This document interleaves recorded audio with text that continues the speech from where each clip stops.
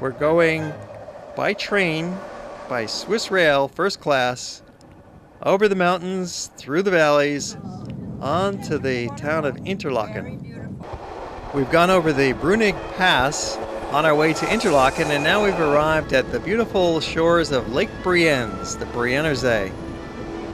Interlaken means between the lakes, and Lake Brienz is one of those lakes, and Lake Thun is the other lake. Lauterbrunnen is a village and a majestic valley that has some of the finest scenery in the world.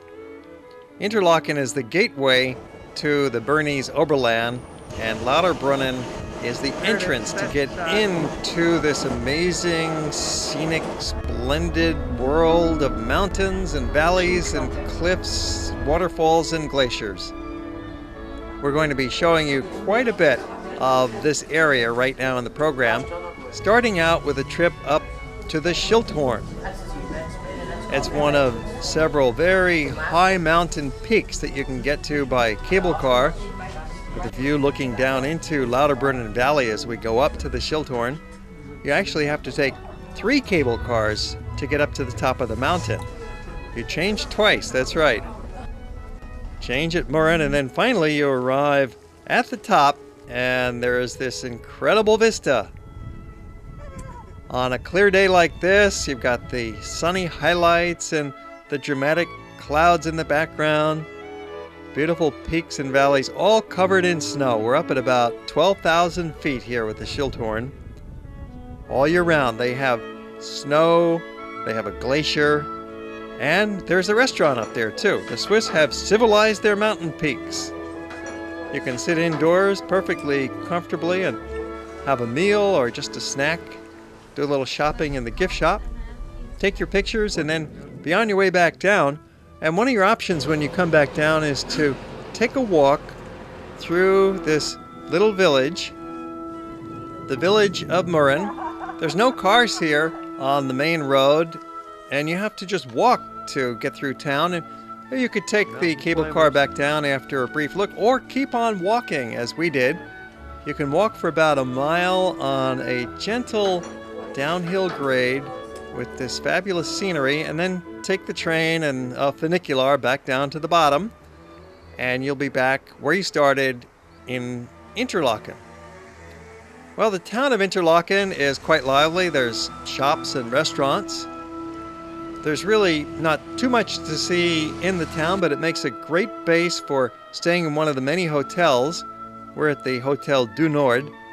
And then it's real easy access from Interlaken to get back up into the mountains. Well, next morning we're eager to pop our heads out the window and check the weather. It looks pretty good. A little bit of low misty clouds clinging to the hills, but up top it looks clear.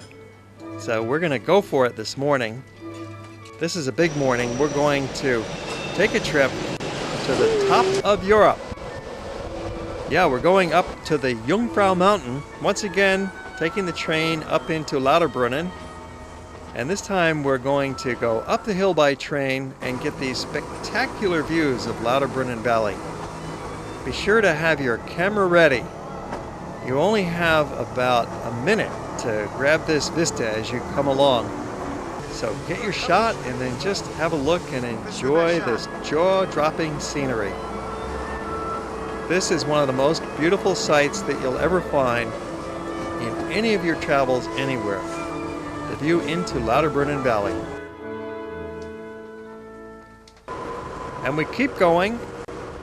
We change trains in Wengen and continue by narrow gauge rail further up the mountain, passing through the outskirts of this little village. There's the chalets, there are little gardens, beautiful landscape, wildflowers on the hills with the snow-covered mountains, and then we get up further, higher and higher into the snowfields, and soon we'll be changing trains again at Kleine Scheidegg as we look up at the massif of the Jungfrau itself.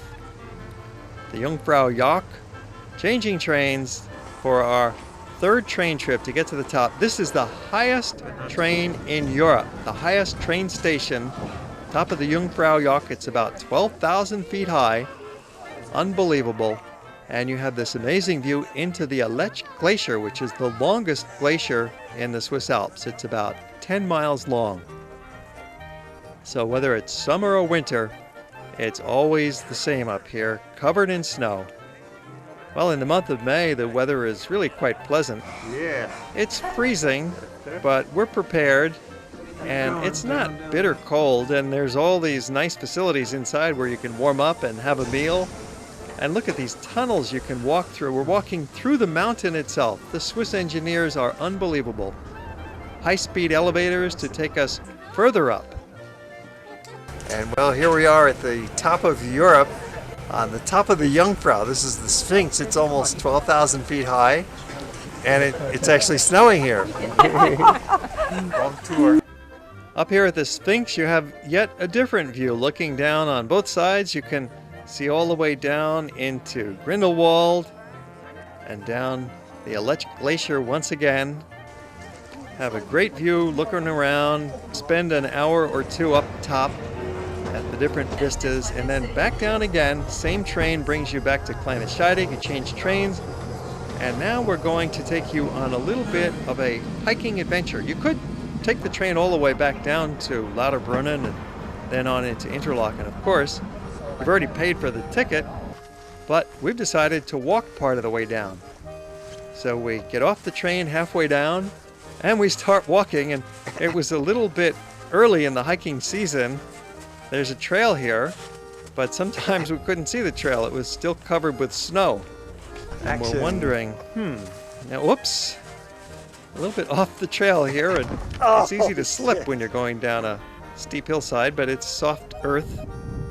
And you've got this great view to cushion your landing. Well, we carry on further along, and the trail is very well defined now, and we have these nice views of the train that we could have taken down, but no, we're walking. And as you can see, it's really a delightful walk. Wildflowers everywhere. Another train going by. There's frequent train service here, usually twice an hour. Getting closer to the village now, and there's some houses and beautiful flowers along this stone wall. Large chalets. The Swiss like to live in that traditional chalet-style home. Wengen is another small village that's free of automobiles and surrounded by spectacular scenery. And the train ride back from Wengen into Lauterbrunnen offers that same view again in reverse on the way back down. So you get a second chance to enjoy that vista. Or better yet, what you could do is simply walk down, and then you can enjoy the view at your leisure instead of grabbing it for the 1 or 2 minutes that it's available from the train. It's an easy walk from Wengen downhill into Lauterbrunnen. It takes you about 1 hour, and it's downhill all the way.